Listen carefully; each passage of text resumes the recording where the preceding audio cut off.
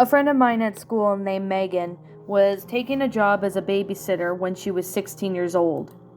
So, to make a bit of context, this happened at least 5 or 6 years ago, and there was this really nice purse that Megan wanted, but it was really expensive.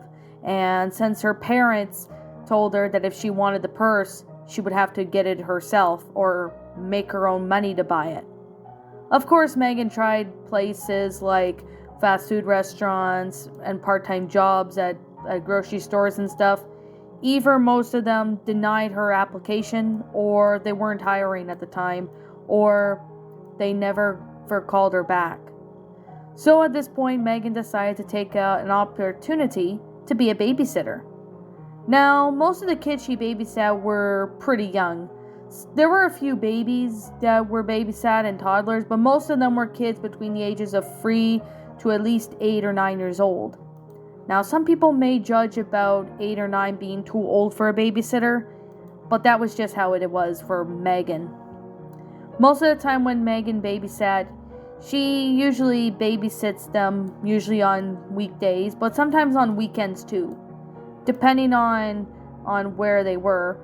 She, of course, had her G1 driver's license at the time, but she had to take the bus to get to certain places, and sometimes she would take the bus home, other times her parents would come and pick her up, etc. However, though, most of them were pretty good experiences with no issues, but there was this one babysitting night that she took really had her at the edge of her seat. Now, to make a long story short, she was babysitting this one really crazy kid who was ADHD at the time. His name was Jonathan, and he was about maybe 4 years old. Now, Jonathan was a crazy kid, but of course his parents were going to be on a vacation for 2 days, so this was on a Friday, and of course Jonathan was going to be left alone with the babysitter Megan for a bit. Of course, the next door neighbor was going to come and look after Jonathan, Finn, so Megan could go to school. Of course, after school on Friday, Megan packed her stuff, such as her laptop and etc., and headed over to the parents' house where she was going to look after Jonathan. The parents were decent and they seemed pretty nice, so Megan ended up walking inside to meet Jonathan. After the parents left, Megan and Jonathan were watching a bit of SpongeBob on TV. As soon as it was dinner time, Megan was making some macaroni and cheese when she all of a sudden heard what seemed to be a knock on her door. Now, normally this would probably be one of the neighbors or something, so Megan ended up going over to check on the front door. When she opened it up, she saw that there was this really weird man. He seemed to be maybe in his early 30s, maybe late 20s, and he seemed like he was pretty much like almost dressed as a plumber. He ended up asking if this was the right house, and of course, Megan said no, and that what the guy was saying is he was looking for the Sanderson house. After Megan gave a little bit of description saying she doesn't know who Sanderson is, he said, "Oh, okay," and then he just left. Now, things were looking normal after that, but it wasn't long until when Jonathan was about to get ready for bed. As Megan was helping him, she ended up hearing what seemed to be loud bangs from the front door. She ended up looking down to see that it was the exact same man from earlier. Honestly, Megan ended up getting Jonathan, and they locked themselves into the parents' bedroom, and that's when Megan called 911. She stayed on the line with the operator for a little while until the police sirens were in the distance. They caught the man, and of course, when the coast was clear, a police officer who managed to find the spare key Jonathan's parents had under the mat walked in the house and ended up seeing Megan with Jonathan inside the parents' room. It was later revealed to Megan shortly after she put Jonathan to bed that the man who came up to the door was a serial killer who had happened to be breaking into houses and killing people in their sleep.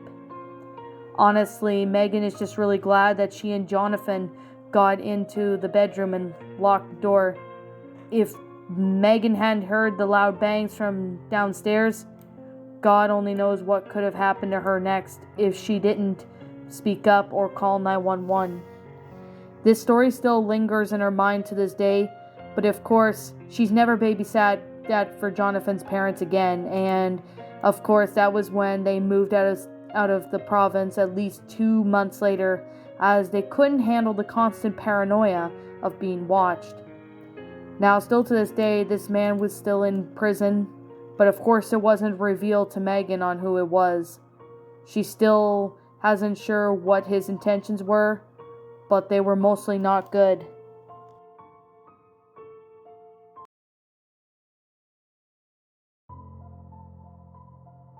Now, keep this in mind, this actually happened to someone at my school who was babysitting at the time. Now, I can't really remember when this happened, so I'm guessing it might have been around 2012 or 2013. This one student named Brittany was in her senior year of high school, and she was babysitting a young girl at the age of 5 named Samantha. Samantha was a pretty nice kid, and like most kids, she was very energetic, very playful, and she was even full of energy pretty much all the time. That was how younger kids were at the time, so she didn't have any problem with that. Brittany has also babysat kids who were always whining and etc., but Samantha was different. She seemed to be complying with almost everything. However, there was this one really crazy incident that happened around then. Samantha was basically in bed, and while Brittany was babysitting her. Now, to make it a long story short though, as Brittany was pretty much just doing her own thing, she was basically sleeping. When she was sleeping though, however, on the couch, she woke up to hear what sounded like someone entering the house. Honestly, she didn't even know what was going on, and she couldn't even see if anyone was in the house. Since it was pretty dark, she ended up staying frozen in her spot as she saw the figure was standing a couple feet away from her. It entered through the back door. It seemed to be about a man about maybe 5'9", and since Brittany was about 5'7", she could barely take him on, even if she wanted to, since of how big he is. But he didn't seem to be in any kind of manner that would seem dangerous. He seemed to be just looking around.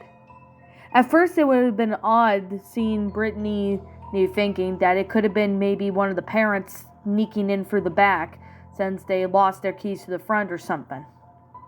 That has happened a few times while babysitting Samantha, so it wasn't really that big of a deal. However, it started to get really weird since this man didn't want to go upstairs or anything.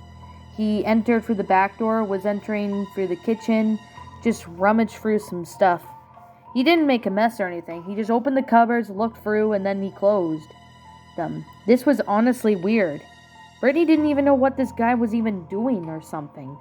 He seemed like something was really odd about him. It honestly really didn't matter that this guy was dangerous or not, but he still seemed really odd. Brittany had thoughts of even going up to tell him, if he needed help or something, but at the same time she didn't want to alert him that she was here. Otherwise it wouldn't have ended well.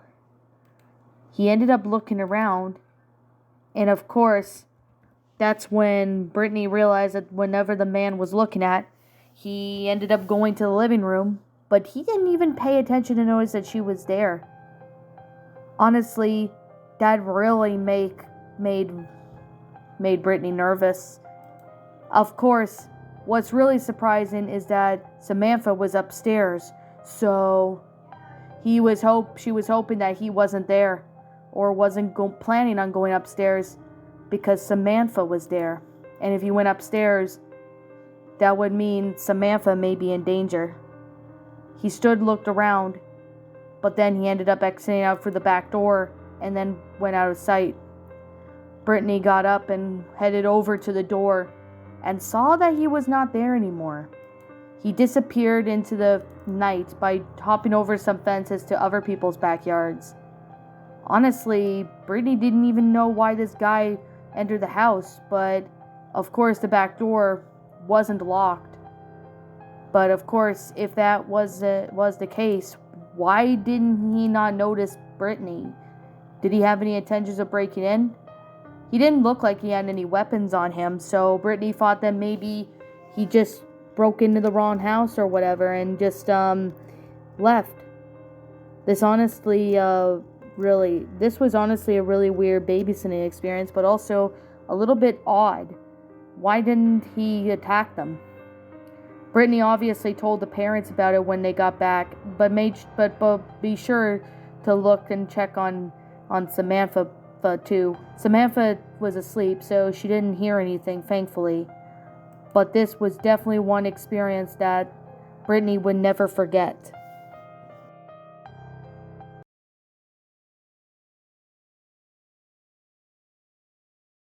Now, my friend, who happened to be named to be Jesse, although he was born in 1995, this happened back in 1998, and he can't really remember exactly when this took place or whatever, but Jesse does know for a fact that he had a babysitter at the time while his mom was working 2 jobs. To make a long story short, she was a single mom who cared for Jesse, and of course, he had an older sister who was 6, named Andrea. Andrea, and Jesse got along pretty good, although they did have arguments, but one of the babysitting times when Jesse's regular babysitter came over ended in a pretty shocking manner. Not really shocking, but definitely something that really confused him. Now, as Jesse and Adriana were running around in the living room playing while the babysitter was looking after them, the babysitter ended up hearing what seemed to be like something coming from the basement. She ended up going over to check to see if there was someone actually in the basement. And at first she couldn't see anything in the basement due to how dark it is, and thought that maybe it might have been something else. But however, though, she ended up seeing what seems to be a figure waiting at the bottom of the steps towards the basement. Honestly scared and shocked, the babysitter ended up closing the basement door and locking it while calling 911. The cops eventually do arrive, but however, though, they don't even see anybody.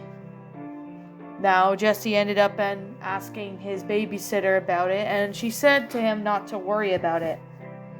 However, what really confuses Jesse at that point was there someone in the basement, or was it just paranormal? He moved out of that house at least 2 years later, and he doesn't even have an answer to what did his babysitter find in the basement. If it was really someone down there, then whoever that person was probably had some really bad intentions. But if it was paranormal, it wouldn't be surprised that there was something down in the basement.